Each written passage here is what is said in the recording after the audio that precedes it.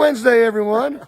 Hey, Mr. Deak, how you doing today? Very good. So what do you think about the process of this beautiful pool we got here? Well, this is Shane, and when I met Shane 3 months ago, Shane promised me that he would have this pool installed in 3 months. And I have to say that it was 3 months and 1 week.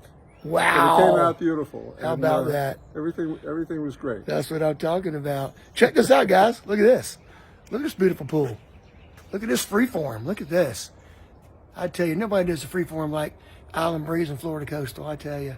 Beautiful pool, beautiful plaster job. Look at the silver sand. Look at this. The shellac. I mean, this is just, this is gorgeous.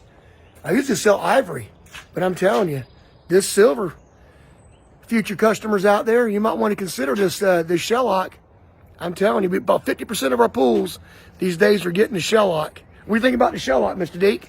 What's that? The shellac, the paper system. Oh, it's great. Yeah. We had a nice choice to pick from, and we chose this, and we're very happy with it. Look at this Very nice. expanded view too. Got the big expanded view screen. Panorama.